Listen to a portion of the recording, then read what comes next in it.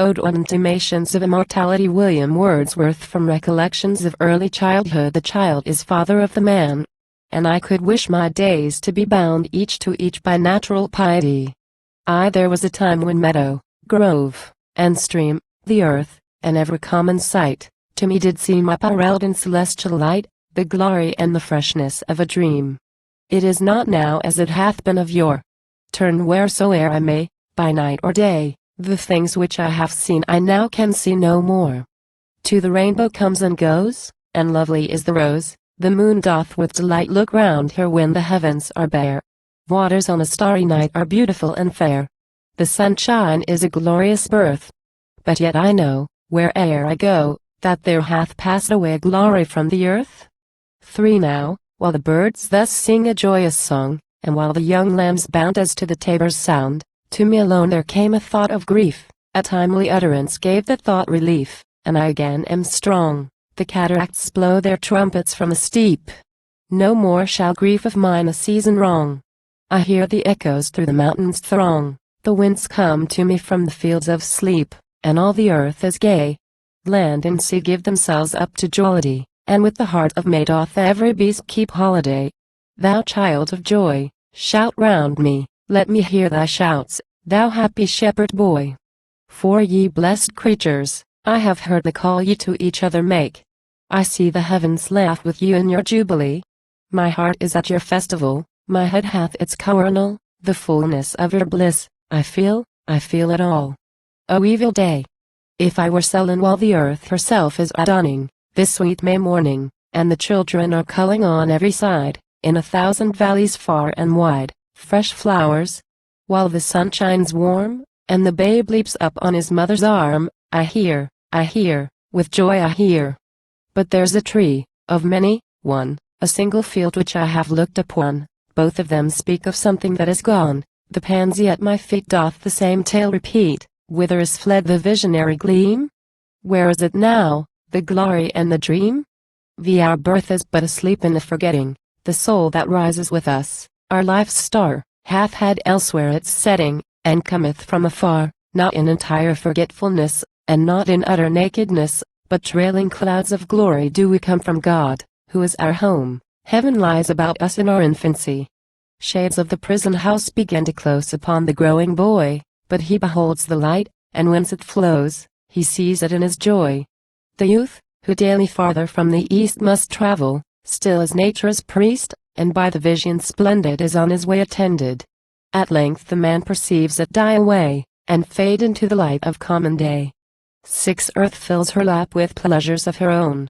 Yearnings she hath in her own natural kind, and, even with something of a mother's mind, and no unworthy aim, the homely nurse doth all she can to make her foster child, her inmate man, forget the glories he hath known, and that imperial palace whence he came. 7. Behold the child among his newborn blisses, a 6-year's darling of a pygmy size. See, where mid-work of his own hand he lies, fretted by sallies of his mother's kisses, with light upon him from his father's eyes. See, at his feet, some little plan or chart, some fragment from his dream of human life, shaped by himself with newly learned art. A wedding or a festival, a mourning or a funeral. And this hath now his heart, and unto this he frames his song. Then will he fit his tongue to dialogues of business, love, or strife. But it will not be long ere this be thrown aside, and with new joy and pride the little actor cons another part, filling from time to time his and quo. Humorous stage and quo. With all the persons, down to pause-eyed age, that life brings with her in her equipage, as if his whole vocation were endless imitation.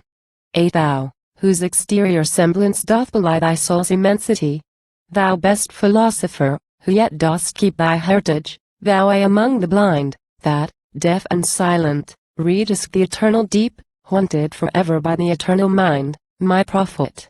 Seer blessed, on whom those truths rest, which we are toiling all our lives to find, in darkness lost, the darkness of the grave. Thou, over whom thy immortality broods like the day, a master or a slave, a presence which is not to be put by, to whom the grave is but a lonely bed without the sense or sight of day or the warm light, a place of thought where we in waiting lie. thou little child, yet glorious in the might of heaven-born freedom on thy being's height, why with such earnest pains dost thou provoke the years to bring the inevitable yoke, thus blindly with thy blessedness at strife? Full soon thy soul shall have her earthly freight, and custom lie upon thee with a weight, heavy as frost, and deep almost as life. 9. O joy! That in our embers is something that doth live, that nature yet remembers what was so fugitive. The thought of our past years in me doth breed perpetual benediction, not indeed for that which is most worthy to be blessed. Delight and liberty, the simple creed of childhood, whether busy or at rest, with new-fledged hope still fluttering in his breast, not for these I raise the song of thanks and praise, but for those obstinate questionings of sense and outward things, fallings from us, vanishings, blank misgivings of a creature moving about in worlds not realized, high instincts before which our mortal nature did tremble like a guilty thing surprised, but for those first affections, those shadowy recollections, which, be they what they may, are yet the fountain light of all our day, are yet a master light of all our seeing. Uphold us, cherish, and have power to make our noisy years seem moments in the being of the eternal silence, truths that wake, to perish never, which neither listlessness, nor mad endeavor, nor man nor boy, nor all that is at enmity with joy, can utterly abolish or destroy. Hence in a season of calm weather though inland far we be, our souls have sight of that immortal sea which brought us hither, can in a moment travel thither, and see the children sport upon the shore, and hear the mighty waters rolling evermore. Then sing, ye birds, sing, sing a joyous song. And yet the young lambs bound as to the tabor's sound. We in thought will join your throng, ye that pipe and ye that play, ye that through your hearts today feel the gladness of the May. What though the radiance which was once so bright be now forever taken from my sight, though nothing can bring back the hour of splendor in the grass, of glory in the flower? We will grieve not, rather find strength in what remains behind. In the primal sympathy which having been must ever be. In the soothing thoughts that spring out of human suffering. In the faith that looks through death, in years that bring the philosophic mind. 11. And oh, ye fountains, meadows, hills, and groves, forebode not any severing of our loves. Yet in my heart of hearts I feel your might.